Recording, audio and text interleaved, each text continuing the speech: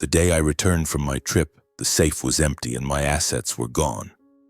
My younger brother, the one I had once taken in, had betrayed me and fled with his lover. I was stunned, and my parents told me not to make a big deal out of it. But little did I know it was my 13-year-old son who had quietly taken a step ahead, and his actions sent shivers down our entire family's spine. My name is Maverick Brooks, 37 years old, a man you might call stable in the eyes of others. I have a small family, a tidy house in the suburbs, a financial management job in the city center, and a life that many would look at and say, he's got it all. But if you asked me, I'd say my life is like a carefully organized notebook, every page neatly in place. My job at the financial firm isn't anything glamorous, but I take pride in it. I manage a team of risk analysts, a role that demands discipline, caution, and the ability to foresee dangers others might miss.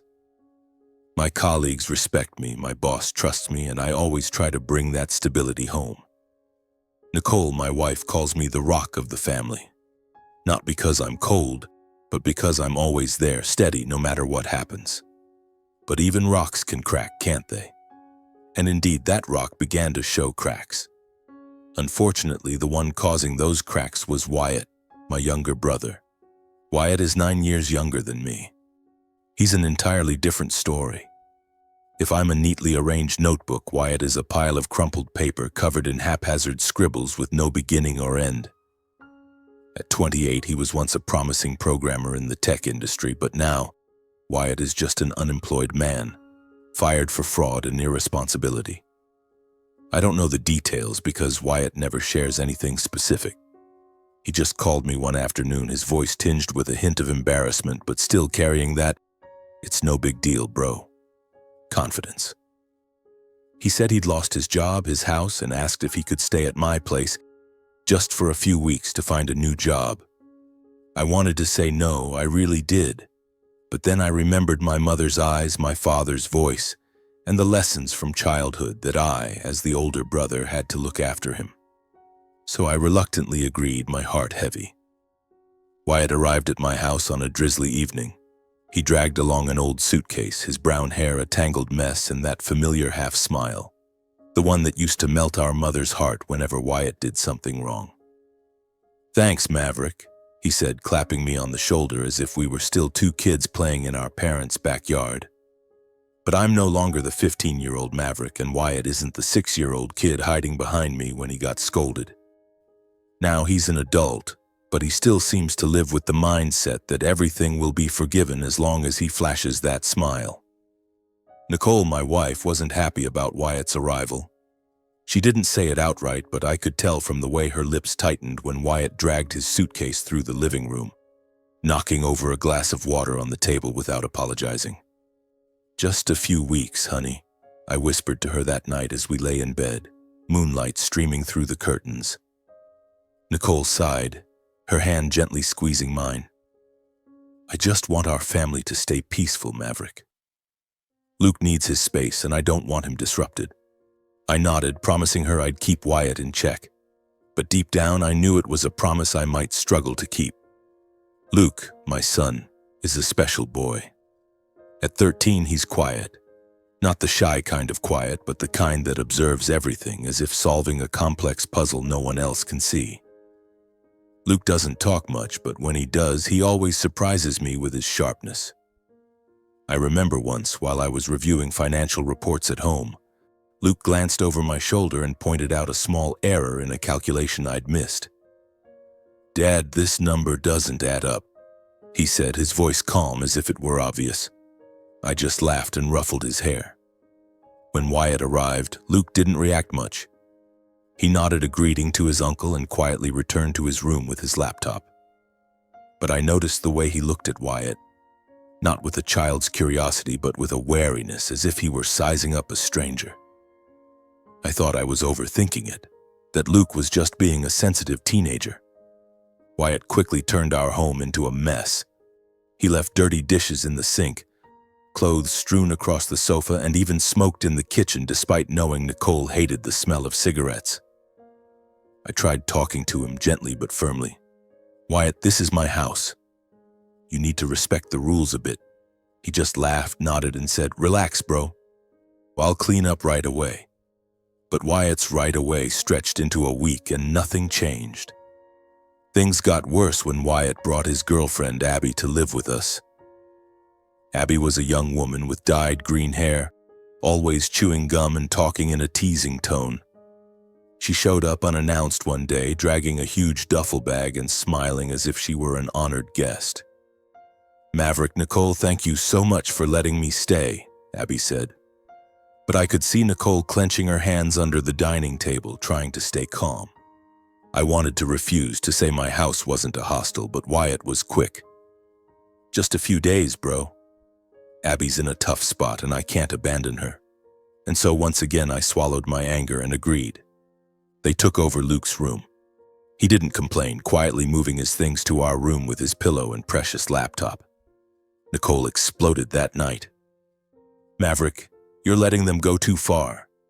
Luke needs his space. Don't you see that?"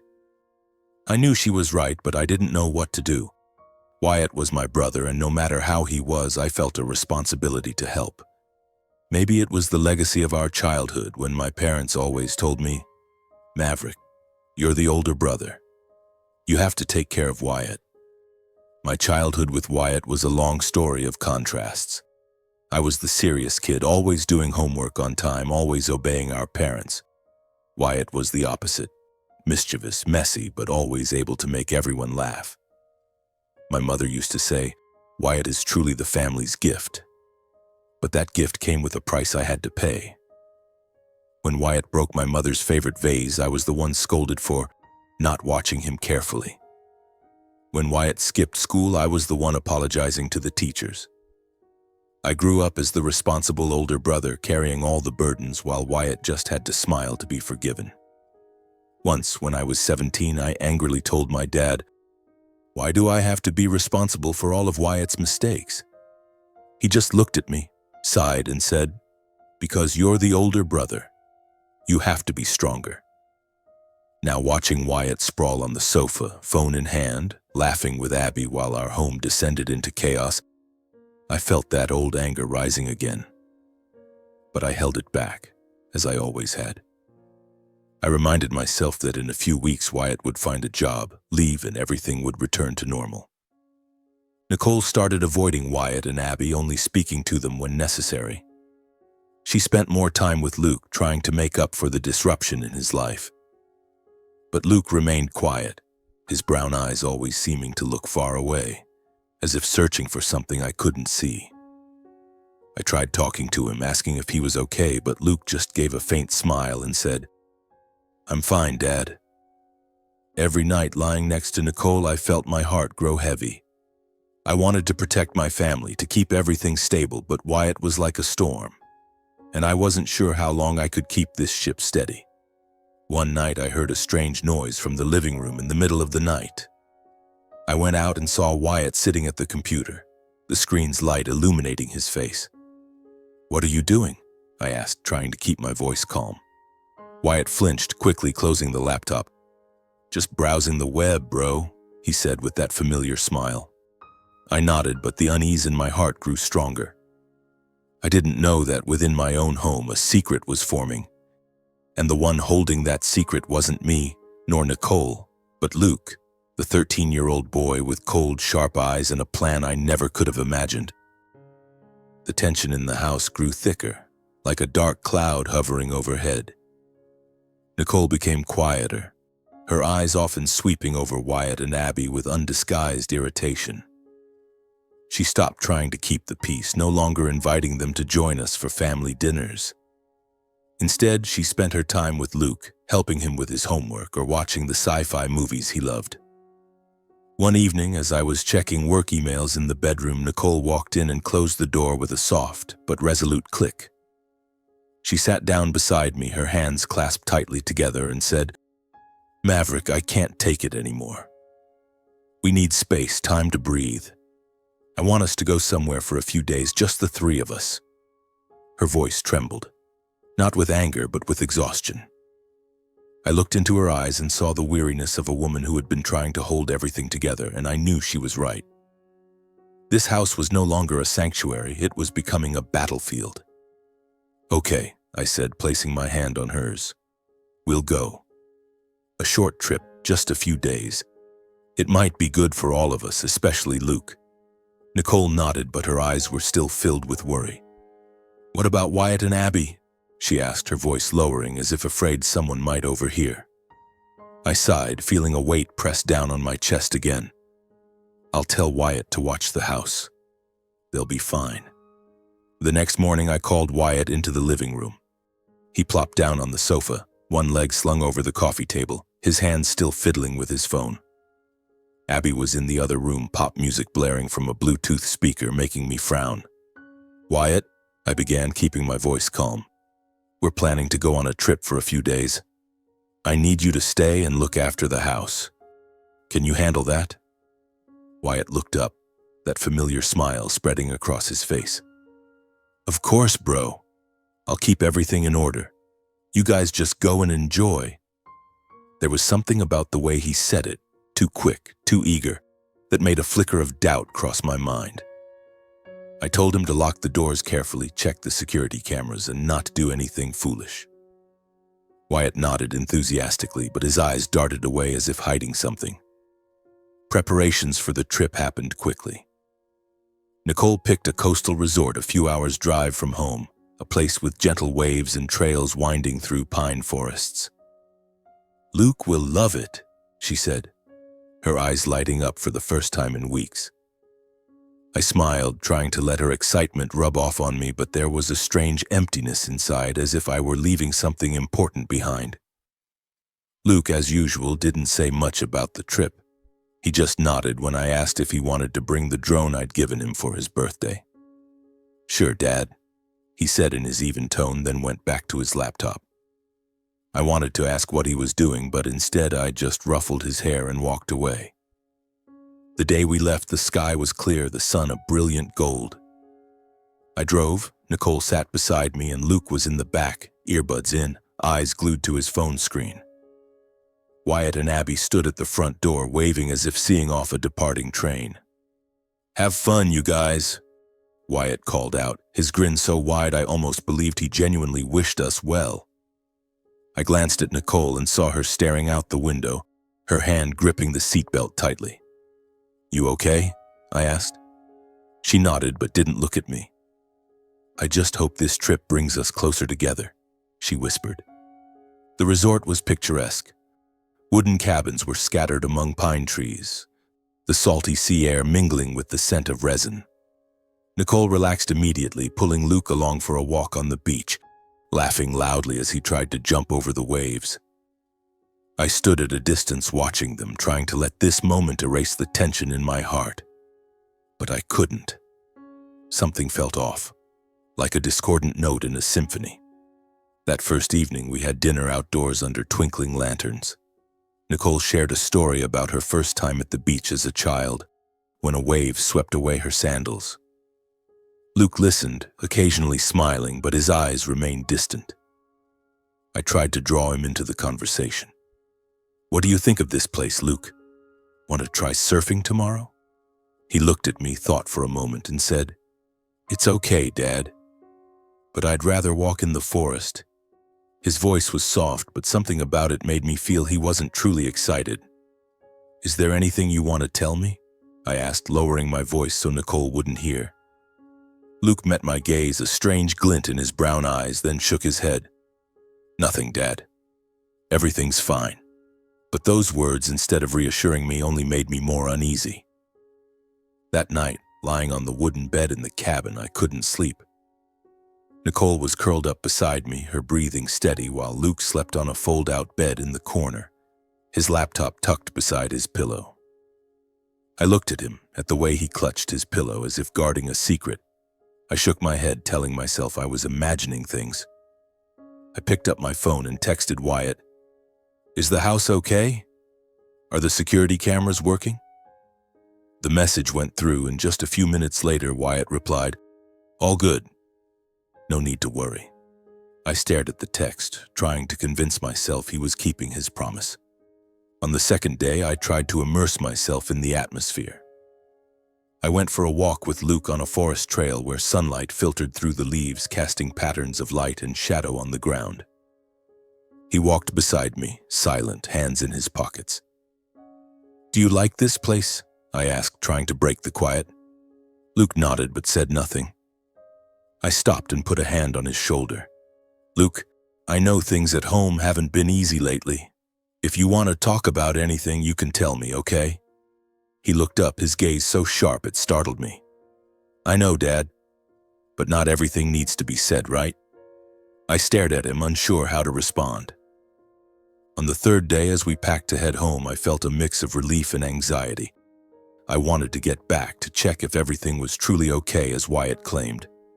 But deep down, I knew this trip wasn't an escape. It was merely the prelude to a bigger storm, and I, like a blind sailor, was heading into its heart without even realizing it. The drive home felt longer than I expected. With every passing mile, the unease inside me grew, like an invisible cord tightening around my chest. Nicole sat beside me, silent, her hands clasped tightly together. The smile she had at the beach was gone, her eyes fixed on the road ahead as if she too sensed something was wrong. Luke, as usual, sat in the back, earbuds in, his gaze glued to his phone screen. I glanced at him through the rearview mirror, hoping for some sign. A smile, a shrug, anything to ease the heavy feeling weighing me down. But Luke just sat there, his face calm, his brown eyes gleaming with a strange focus. As we turned onto the road leading to our house, dusk was settling in. The house came into view under the streetlights, familiar yet inexplicably foreign. The front door was slightly ajar, something I'd never seen since we installed the security system. "Did Wyatt forget to lock the door?" I muttered, trying to keep my voice steady to avoid worrying Nicole. But my heart was already pounding faster. I stopped the car, stepped out, and the anxiety within me surged like a tidal wave. Stepping inside, I froze. The living room was a wreck. Sofa cushions were askew, a broken coffee mug lay shattered on the floor, and papers from my desk were scattered everywhere. Nicole followed behind me, gasping sharply. "Maverick, what is this?" Her voice trembled. I didn't answer right away, too busy processing the scene before me. I rushed to the corner of the room where we kept the safe, a small one hidden behind a family portrait. My hands shook as I pulled the painting aside. The safe's lock was intact, but when I entered the code, the door swung open, and inside, it was empty. Not a single coin, not a piece of paper, not even my grandmother's old wedding ring, which I kept as a cherished heirloom. Nicole screamed, her hand covering her mouth. "Maverick! The money. Where's all the money?" She rushed to my side, her eyes wide, her face pale. I stood there, stunned, feeling as if the floor beneath me was collapsing. "A burglary," I whispered, my voice hoarse. "It has to be a burglary." But even as I said it, I knew something wasn't right. The front door showed no signs of forced entry. The windows were intact, and the security cameras, ones I'd checked before we left, were still blinking green. If this was a burglary, it was too perfect, too clean. Nicole darted to the desk, opening the laptop and muttering, "Check the bank accounts, Maverick." Maybe they hacked into the system. I nodded, my hands trembling as I typed in the password. When the screen lit up, I logged into our family bank account, praying this was just a nightmare. The balance appeared, and I let out a sigh of relief. The account was untouched, not a cent missing. "The money in the bank is still there," I said, my voice breaking with a mix of relief and confusion. But that small comfort quickly faded as I thought of the cash and jewelry in the safe, our years of savings and priceless family heirlooms. I sank into a chair, my mind reeling. "This can't be," I mumbled, feeling as if the air had been sucked out of the room. Nicole stood behind me, her hands gripping my shoulders, her voice choked with sobs. "How could this happen? Where's Wyatt?" My brother's name rang out like an accusation, and I felt the blood rush to my head. I grabbed my phone and called Wyatt, but it only rang endlessly before going to voicemail. "Wyatt, call me back now." I nearly shouted into the phone, but deep down I knew he wouldn't respond. In the midst of our panic, I noticed Luke still standing in the corner of the room, silent, not saying a word. He wasn't running around like his mother, wasn't shouting or asking questions. Instead, he held his laptop, walked to the dining table, and opened it with a calmness that sent a chill down my spine. "Luke, what are you doing?" I asked, my voice strained with stress. He didn't answer right away, just typed something on the keyboard, his brown eyes focused as if solving a complex puzzle. "Mom, Dad, sit down," he said, his voice steady but carrying a strange authority, as if he were in control of the entire room. Nicole and I exchanged a glance, then reluctantly sat down. Luke turned the laptop screen toward us. "You need to see this," he said, and pressed play. A video began, the footage grainy, showing the living room from an angle I didn't recognize, not the angle of our security cameras. It was as if it had been recorded by a different device. In the video, Wyatt and Abby appeared, moving quickly through the living room. Wyatt opened the painting covering the safe, entered the code, a code I had never shared with him, and began taking the money, stuffing it into a canvas bag. Abby stood nearby, her voice a hushed whisper. "Hurry up, Wyatt, before they get back." My heart stopped. I looked at Nicole, her face drained of color, her hands gripping the chair so tightly her knuckles were white.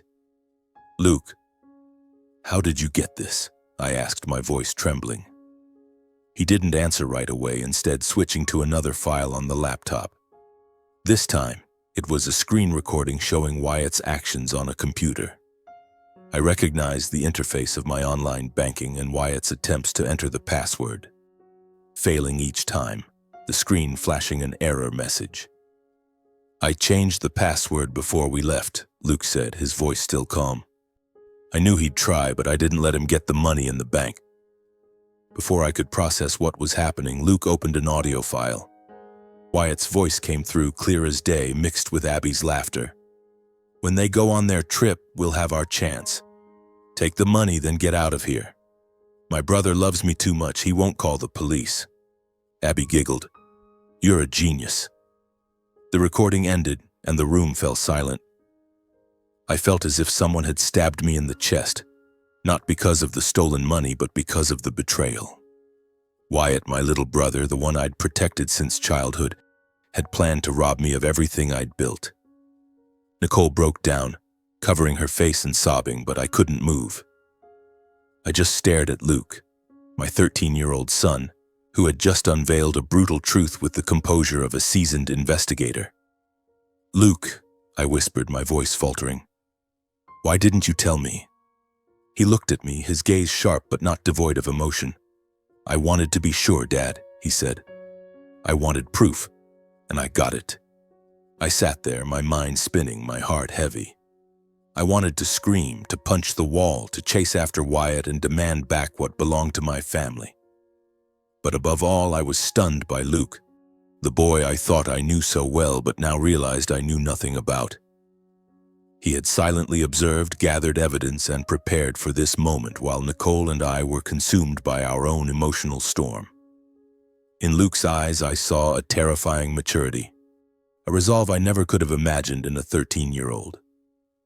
"Mom, Dad," Luke said, closing the laptop, "we need to call the police." His voice didn't waver, didn't hesitate, as if he had calculated everything long ago. And in that moment I realized the storm I feared wasn't just from Wyatt. It was also from my own son, a silent, sharp, and unstoppable storm. I sat there, my mind spinning, my heart heavy as if crushed by a boulder. Nicole was still crying, her hands clutching her face, but her eyes darted toward Luke, a mix of gratitude and unease. I wanted to say something, to ask the 100 questions surging in my mind, but my throat was dry as if every word was trapped. "Luke," I finally managed, my voice hoarse, "how did you know all this? Why didn't you tell us?" He looked at me, his sharp brown eyes not devoid of emotion. There was a strange glint in them, as if he were weighing how much to reveal. "I wasn't sure at first, Dad," he said, his voice steady but carrying a weight that sent a chill through me. "But I saw the signs, and I couldn't let things go too far. Nicole wiped her tears, sitting up straight, looking at Luke as if he were a stranger. "What signs, honey?" she asked, her voice trembling. "What do you mean? What did Wyatt do to make you suspicious enough to do all this?" She gestured toward the laptop, which held undeniable evidence of Wyatt's betrayal. Luke sighed, a sigh not like that of a 13-year-old, but of someone who had seen too much. He sat down, placed the laptop on the table, and began to speak, his voice calm but clear, as if delivering a meticulously prepared report. "From the moment Uncle Wyatt came to stay, I noticed him doing strange things," he said. "He'd stay up late, sitting at the computer in the living room, typing for hours. Once I saw him try to open the safe, but he stopped when he heard you coming downstairs, Dad.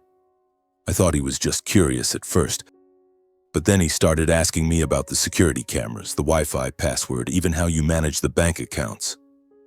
A cold shiver ran down my spine. I remembered the moments Wyatt had casually asked me about the security system or how I stored passwords, but I'd brushed it off, thinking he was just making conversation. "Why didn't you say anything, Luke?" I asked, my voice almost pleading. "If you were suspicious, why didn't you tell us so we could handle it?" Luke looked at me, his gaze making me feel like I was the one being interrogated. "Because I knew you wouldn't believe me right away, Dad," he said. "You always protect Uncle Wyatt. I didn't want you to think I was imagining things or causing trouble. I needed proof." He paused, his fingers tapping lightly on the table, a habit I'd never noticed in him before. "And I got it," he continued, his voice unwavering. "I started watching him. I installed a small program on the living room computer to record his actions. I also set up a hidden camera. Not yours, but one I installed myself, tucked behind the bookshelf. I knew Uncle Wyatt wouldn't notice." My jaw dropped, unable to believe what I was hearing. Luke, the boy who still played with drones and watched sci-fi movies, had set up his own surveillance system? "Where did you learn this stuff?" I asked, my voice faltering with shock. Luke shrugged as if it were no big deal. "Online, Dad. There are tons of tutorials. I just had to find the right ones," he went on, as if explaining a simple math problem. "I saw Uncle Wyatt trying to access your bank account. I didn't know the password, but I knew how to change it through the backup email. I changed it before we left for the trip to make sure he couldn't take anything beyond what was in the safe." Nicole gripped my hand tightly, her nails digging into my skin, but I didn't feel the pain. I only felt a mix of astonishment and fear. "I knew their plan before we left," Luke said, closing the laptop. "But I didn't want to make a big deal right away. I wanted them to act so I could have clear evidence. I didn't want you and Mom to think I was bad-mouthing Uncle Wyatt without reason." He looked at me, his gaze sharp as a blade. "I know you love him, Dad, but I couldn't let him hurt our family." I sat there, speechless. Nicole pulled Luke into a hug, tears streaming down her face again, but this time out of gratitude mixed with worry. You protected us," she whispered, her voice choked. "But Luke, you're only 13. Why did you do all this alone?" Luke gave a faint smile, a smile that didn't belong to a child. "Because I knew you and Dad wouldn't," he said. "Someone had to." His words hit me like a punch to the chest. I looked at Luke, searching for the carefree boy who used to run after me in the park, laughing loudly as I taught him to fly a kite. But that boy seemed to have vanished, replaced by a young man with a terrifying maturity. Someone who had seen through betrayal and acted without needing me or Nicole. I was both proud and afraid, as if standing before a stranger in the form of my son. "Luke," I finally said, my voice trembling, "you did the right thing. But I want you to promise me from now on, if something's wrong, tell us. Okay?" He looked at me, his gaze softening slightly, but there was still an unyielding resolve I couldn't shake. "I'll try, Dad," he said, but I knew it wasn't a real promise. Luke had gone too far, and I wasn't sure if I could pull him back. The room fell silent save for the ticking of the clock on the wall. Nicole held Luke tighter, as if afraid he might disappear. I looked at the laptop on the table, which held the truth about my brother, and realized that our small family had changed forever. Wyatt had taken our money and heirlooms, but Luke, the boy I thought I knew so well, had taken something else. The innocence I once believed he still had. "Dad," Luke said, breaking the silence, "what are we going to do about Uncle Wyatt?" I looked at him, seeing not just a child asking for his parents' guidance, but someone ready to act. And in that moment, I knew the next decision didn't rest solely with me. It rested with the boy sitting before me. Nicole sat beside me, her hand gripping mine tightly, her eyes red but filled with determination. "Maverick, we have to do something," she whispered, her voice trembling yet resolute. "Wyatt can't get away with this." I nodded, but my heart was heavy. I wanted justice, wanted Wyatt to pay, but a part of me was torn by memories of the little brother who used to run after me in our parents' backyard, his smile radiant. And more than that, I feared that our next move would sever the last thread connecting me to my extended family. I decided to go to my parents' house, Stanley and Janet Brooks, to share everything. I hoped they would understand, would stand by me even just this once. Luke wanted to come along, and I agreed, thinking his presence would help me stay calm. When we arrived, my mother's small garden full of flowers was as vibrant as ever, but the atmosphere inside was heavy, as if the house knew what was coming. Mom was in the kitchen, the smell of cookies wafting through, while Dad sat in his armchair, a newspaper open in his hands. They greeted us with smiles, but those smiles quickly faded as I began to speak. "Wyatt stole the money and jewelry from our safe," I said, trying to keep my voice steady. "About $200,000, including Grandma's wedding ring. Luke found out, and we have proof, videos, recordings, everything. Wyatt and Abby planned it all." I paused, looking into my parents' eyes, waiting for some empathy, some anger at Wyatt's actions. Silence. A heavy silence, as if the air in the room had suddenly solidified. Mom set down the plate she was holding, her face paling. "Maverick, what are you saying? That can't be true." Her voice trembled, not with anger, but with refusal to believe. Dad lowered his newspaper, his gaze cold and piercing. "Are you sure? This is serious. You're accusing your own brother." I felt the blood rush to my head, but I held back. "I'm sure, Dad. I have video of Wyatt opening the safe, taking the money, taking Grandma's ring. I have a recording of him plotting with Abby to run away. Luke captured it all." I emphasized each word, hoping they'd grasp the gravity of the situation. But instead of support, Mom burst into tears, covering her face. "Wyatt was just being impulsive. He couldn't have meant it. You're his brother. You have to help him." Her words felt like a slap. I stood there, frozen, feeling betrayed a second time, not by Wyatt, but by the parents who raised me. "Help him?" I repeated, my voice louder than I intended. "Mom, Wyatt planned to rob me, to rob my family. He wasn't impulsive. He calculated everything. Do you know what Luke had to do to protect us? A 13-year-old, Mom!" I was almost shouting, but Mom just shook her head, tears streaming down her face. "You're tearing this family apart. Wyatt is your brother. You can't send him to jail. Talk to him, sort it out within the family. Don't involve the police." I looked at her, my heart breaking. Luke, who had been sitting silently on the sofa, suddenly looked up. His brown eyes gleamed with a determination that startled me. "Grandma, Grandpa," he said, his voice soft but clear. "Uncle Wyatt didn't just take the money. He betrayed Dad, betrayed me and Mom. If we don't do anything, he'll keep doing it. I don't want Dad to suffer anymore." His words were sharp, unwavering, like a verdict delivered by an adult. Mom stared at Luke, her eyes wide, then turned to me as if asking whether I had taught him to say those things. But I just shook my head, as stunned by my son's resolve as she was. The conversation grew more tense. Dad stood up, stepping closer to me, his voice low but cold. "Maverick, if you go to the police, you'll ruin this family's reputation. Wyatt is your flesh and blood, don't forget that." I wanted to scream, to recount all the times I'd cleaned up Wyatt's messes, all the times I was scolded for mistakes that weren't mine. But I just stood there, silent, feeling like an abandoned child once again. "I'll think about it," I said, my voice hoarse, then took Luke's hand and left. He didn't say anything, but his eyes, sharp and resolute, seemed to say he wouldn't let me back down. Back home, I felt exhausted, as if I'd just run through a storm. Nicole was waiting in the living room, her eyes full of worry. "What did they say?" she asked. I recounted everything, every word from my parents, every shake of their heads. Nicole gripped my hand tightly, her voice firm. "Maverick, we can't let Wyatt get away with this. He stole our money. I don't care what your parents think. I want justice."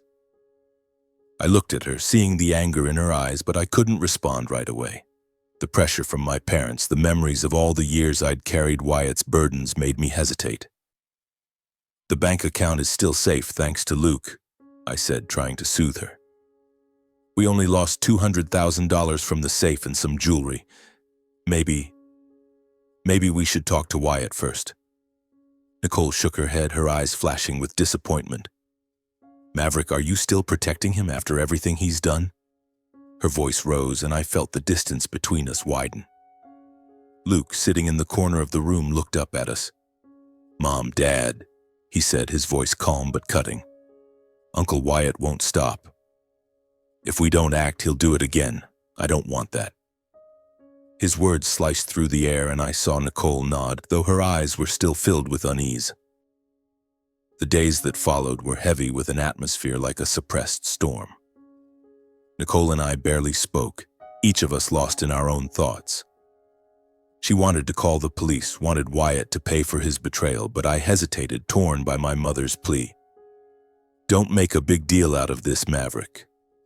I knew she was wrong, knew that Wyatt didn't deserve forgiveness, but the frayed ties of family still bound me. Every time I looked at Nicole, I saw disappointment in her eyes, and every time I looked at Luke, I saw a resolve that made me both proud and afraid. I tried to keep everything under control, as I always did with work. I checked the bank accounts. They were still safe, thanks to Luke. But the $200,000 and the jewelry in the safe, including my grandmother's wedding ring, were a wound that wouldn't stop bleeding. I called Wyatt, hoping he'd show up, apologize, and return what he'd taken. But the phone just rang, then went to voicemail, a reminder that Wyatt had chosen his own path. One afternoon, as I sat at my desk trying to focus on financial reports but with a blank mind, I heard a knock at the door. I looked up and saw Nicole standing there, her face tense. "Maverick, you need to talk to Luke." I just saw him doing something on his laptop. "I'm not sure, but I'm worried." I stood up, my heart racing. "Doing what?" Nicole shook her head, her eyes filled with unease. "I don't know. But he's not the same kid anymore, don't you see? He's too calm, too calculated." I hurried to Luke's room, knocking before opening the door. He was sitting on his bed, laptop on his lap, earbuds in. When he saw me, he took them out and gave a faint smile. "Dad, what's up?" I sat down beside him, trying to keep my voice calm. "Luke, your mom's worried. So am I. What are you doing? Is there something you want to tell me?" He looked at me, his gaze sharp but not hostile. "I don't want you and Mom to worry," he said evenly. "I'm just doing what needs to be done." Before I could ask more, the doorbell rang. I flinched, glancing at the clock, nearly 5 p.m., not a usual time for visitors. I went downstairs, Nicole following, and when I opened the door, I saw 2 police officers standing there, a middle-aged man and a younger woman, both with stern expressions. "Mr. Maverick Brooks?" the man asked. I nodded, feeling the floor beneath me tremble.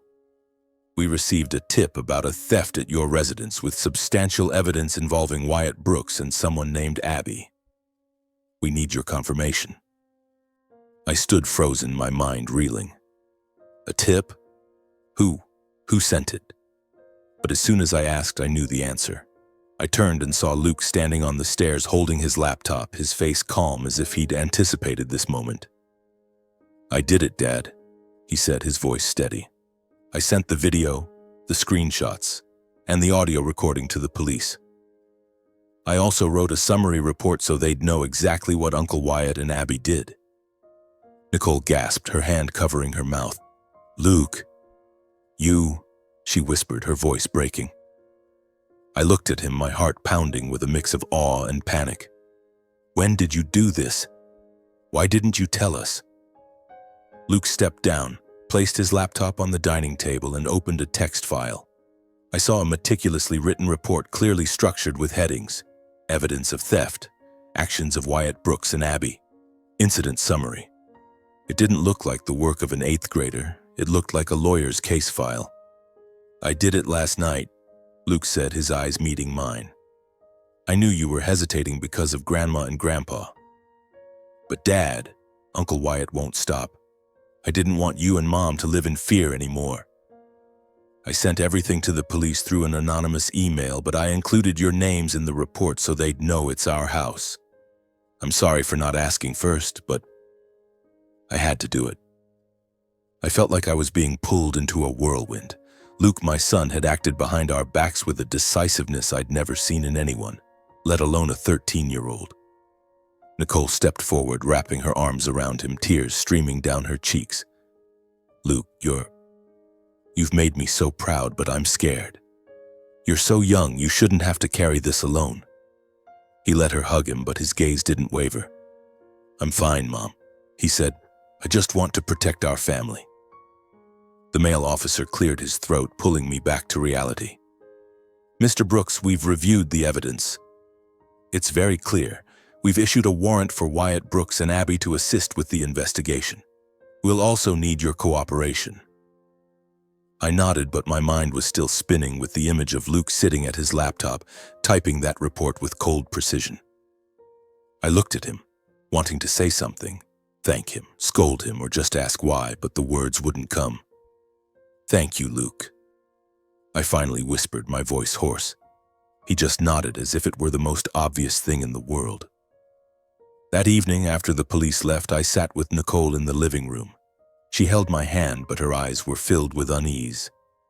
Maverick, I'm glad justice is being served, she said, her voice trembling.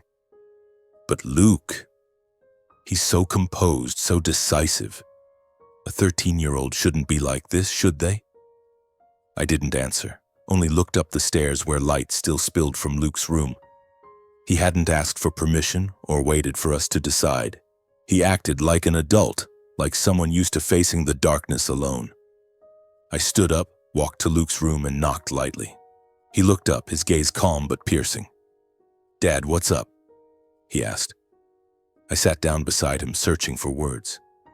Luke, you did something huge. I'm proud, but I'm also worried. You don't have to do everything alone. Your mom and I are here for you. He looked at me, giving a faint smile that didn't reassure me. I know, Dad, he said, but sometimes I have to do what needs to be done to protect our family. Those words, simple but chilling, made my heart tighten.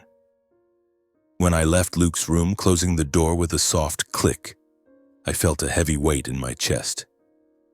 He had saved our family, but at what cost? A 13-year-old boy shouldn't have that look in his eyes, shouldn't know how to set traps, write incriminating reports, or confront betrayal from his own flesh and blood. I walked down the stairs, the light from the living room casting shadows on Nicole's face as she sat curled up on the sofa, her hands clutching a cold cup of tea. Did you talk to Luke? She asked, her voice hoarse. I nodded, but I couldn't say anything more. We sat there in silence, like two survivors of a storm, unsure if we had truly escaped. The days that followed unfolded quickly, like a film played on fast forward. The police acted on Luke's evidence. Wyatt and Abby were arrested at a motel a few hours' drive from the city, with the duffel bag containing the $200,000 and our family's jewelry found in the trunk of their car. During questioning, Wyatt didn't deny anything. Perhaps he knew the evidence was too damning. The video, the audio, and the computer activity Luke had meticulously documented. He was charged with theft, with the money and jewelry from the safe serving as undeniable proof. Abby, his accomplice, was also under investigation, but she quickly shifted the blame to Wyatt, claiming she had only followed his plan. I wasn't surprised. Abby always seemed like the type to run when things went south. News of the incident spread rapidly. A local newspaper published a brief article. Unemployed tech engineer arrested for stealing from brother. Wyatt's name appeared on online forums where his former colleagues gossiped about the traitor they once worked with. I read those words feeling an indescribable sadness. Wyatt had once been a talented programmer with a bright future, but now he was just a tarnished name, a stain that couldn't be erased. I thought Wyatt's arrest would bring some relief, but I was wrong. The real storm hit when I received a call from my mother. Her voice trembled with a mix of anger and pain over the phone. "Maverick, how could you do this to your brother? You've driven him into a corner." I tried to explain, to recount what Wyatt had done, but she wouldn't listen. "You're his older brother. You're supposed to protect him, not throw him in jail." My father cut in, his voice cold as ice. "You think you're right, but you've destroyed this family. From now on, you're no longer my son. Don't ever call me your father again, you hear me?" Those words cut like a knife, slicing deep into my heart. But I stayed silent, hung up, and felt like an abandoned child once again. They didn't believe that Luke, a 13-year-old boy, could have gathered the evidence on his own. "You put him up to it, didn't you?" My mother asked in another call, her voice full of accusation. I shook my head, though she couldn't see. "No, Mom. Luke did it all to protect us." But she didn't listen. They cut me off, stopped calling, and no longer invited us to family dinners like before. My parents' house, once filled with laughter and the smell of cookies, was now just a distant memory. At home, the atmosphere remained tense. Nicole, though satisfied that Wyatt had been caught, couldn't hide her guilt. "Maverick, I know we did the right thing," she said one evening as we sat in the living room. "But your family, they won't forgive us. And Luke, I'm worried about him." I nodded, feeling as though my heart was being squeezed. Luke remained calm, doing his homework, playing games, but his eyes grew colder, as if he had accepted a truth that Nicole and I were still grappling with. Our extended family was no longer a place to rely on. One morning, as I was brewing coffee, Luke walked into the kitchen, his familiar laptop tucked under his arm. "Dad," he said, his voice even but sharp. "Grandma and Grandpa chose to side with Uncle Wyatt.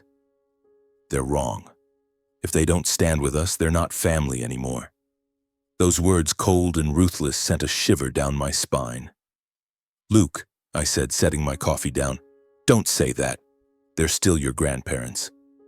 He looked at me, his gaze unwavering. "They may be my grandparents, but they didn't protect you. I will." That statement cut like a blade, and I didn't know how to respond. Every night, as I watched Luke sit at his desk writing in his journal or typing something on his laptop, I felt a vague sense of fear. He had protected us, but how? With calculation, with coldness, with a heart that had learned to doubt before trusting. I wondered if he still remembered how to laugh carefree, to run around in the yard, or if he had traded it all to become the family's protector. And I feared that one day, that coldness would steal what remained of his childhood. I stood silently in the kitchen, looking out the window where the faint moonlight illuminated the backyard. The storm had passed, but what it left behind wasn't peace. It was the cracks in my heart, in my family, and in my son. I wanted to hug Luke, to tell him that I'd do anything to keep him from growing up too fast. But deep down, I wasn't sure if I could. The days after Wyatt's arrest felt like walking a tightrope, suspended between relief and an unrelenting pain. Nicole tried to keep things normal. She cooked Luke's favorite dinners, took him to soccer on weekends, but her eyes always carried an unspoken worry. We didn't talk much about Wyatt, my parents, or what Luke had done. But every time I looked at him, seeing him sitting in front of his laptop with that cold focus, I felt an invisible distance growing between us. He was still my son, but he was no longer the child who used to chase after me, asking about the stars or laughing loudly as I pushed him on the swing. Instead, he was becoming someone else. Strong, sharp, and at times, frightening. I decided to visit Wyatt in jail, though my heart was torn between anger and sorrow. I needed to look him in the eye to understand why he had betrayed our family. Nicole didn't want me to go. "You don't owe him anything, Maverick," she said, her voice bitter. But I shook my head, unable to explain that I wasn't going for Wyatt's sake, but for my own, to face the storm that had shattered everything I once believed in. The jail was cold, with gray walls and the clang of metal echoing every time a door opened. Wyatt sat behind a glass partition, looking thinner, his once bright brown eyes now dull and weary. When he saw me, he gave a faint smirk, but it lacked life. "You here to gloat?" he asked, his voice hoarse. I shook my head, trying to keep my tone steady. "No, I just want to know why. Why did you do this to me, to Luke, to Nicole?"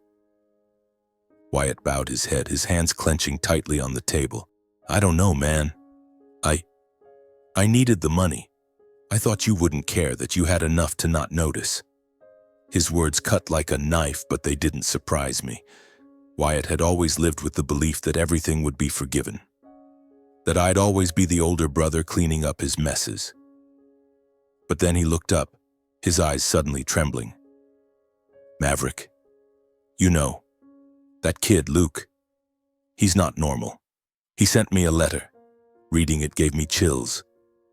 I frowned, my heart racing. "A letter? Luke sent you a letter?" Wyatt nodded, pulling a folded piece of paper from his pocket and sliding it through the slot in the glass. My hands trembled as I opened it, recognizing the handwriting immediately. Luke's neat, meticulous script written with absolute focus. I read, and each word hit me like a hammer to the chest. "Uncle Wyatt, you betrayed our family. Prison is the only place for you, because out here you only hurt the people who love you. But remember this: forgiveness doesn't mean forgetting. If you ever dare come back to harm my parents, I'll be the one to end it. You tied the noose around your own neck. I just made sure it tightened." I read it over and over, my heart ice cold. These weren't the words of a 13-year-old. This was a verdict written in a childish hand, but with the sharp, cold logic of an adult. I looked at Wyatt, seeing him tremble, his eyes filled with fear. Man, that kid, he's like a judge. I don't know where he learned this stuff, but he's not normal, Maverick. Wyatt's words sparked anger in me, but deep down I knew he was right. Luke wasn't normal, not in a negative way, but in a way that made me both proud and terrified. I left the jail, Luke's letter heavy in my pocket like a stone. On the drive home, I rode in silence, my mind swirling with questions. When had Luke written this letter? Why didn't he tell me? And most importantly, where had he learned such coldness? I thought back to the nights he spent at his laptop, the screen's glow illuminating his young but determined face. I had assumed he was doing homework or playing games, but now I realized he was doing much more, building a fortress to protect us, but also imprisoning himself. When I got home, I found Luke sitting at the dining table, writing in his notebook. Nicole was in the kitchen preparing dinner, but her eyes were anxious when she saw me. "How did it go, honey?" she asked. I didn't answer right away, just pulled out the letter and placed it on the table in front of her. "Luke sent this to Wyatt," I said, my voice hoarse. Nicole read it, and I saw her face pale, her hands trembling as she folded the paper back up. He wrote this?" she whispered, her eyes darting toward Luke. He looked up as if sensing our gazes and gave a faint smile. "Mom, Dad, is there something you want to talk about?" he asked, his tone casual but his eyes sharp. I sat down across from him, trying to keep my voice calm. "Luke, you sent this letter to Uncle Wyatt. Why didn't you tell us?" He tilted his head as if weighing his response. "I wanted him to understand, Dad. To know he can't hurt us anymore. I didn't want you and Mom to worry more, so I handled it myself." His words, simple but chilling, sent a shiver through me. Nicole gripped my hand under the table, her nails digging into my skin, but I didn't feel the pain. "Luke," she said, her voice choked, "you didn't have to do that. We're here to protect you, not the other way around." Luke looked at her, then at me, his gaze unwavering. "I know, Mom, but I don't want you and Dad to hurt anymore. I can help, and I did." He stood up, picked up his notebook, and walked to his room, leaving Nicole and me in a suffocating silence. I watched his small but resolute figure disappear, feeling a vague dread. Luke wasn't just protecting us, he was turning himself into an adult, a warrior, and I didn't know if I could pull him back to his childhood. That night I lay beside Nicole, neither of us able to sleep. Luke's letter sat on the nightstand, a reminder of an irreversible change. "Maverick," Nicole whispered, her voice trembling. "What did we do wrong? How did Luke become like this?" I didn't answer because I didn't know. All I knew was that our boy had crossed a line, and though he had saved our family, I feared the cost was his childhood. I looked out the window where the moonlight remained faint and wondered if I could ever find Luke again. The boy who once laughed loudly in the yard, or if he had been swept away forever by this storm. Wyatt's trial was swift. Luke's evidence, videos, audio recordings, and a detailed report was too clear for him to deny. Wyatt stood before the court with his head bowed, his eyes empty, no trace left of the confident smile that once melted my mother's heart. He was sentenced to 3 years in prison for theft, with the $200,000 and the jewelry from our safe serving as irrefutable evidence. Abby, his accomplice, received a lighter sentence after agreeing to cooperate with the police, but she vanished from town shortly after, like a shadow leaving no trace. I sat in the back row of the courtroom, feeling no sense of victory, only a deep sorrow.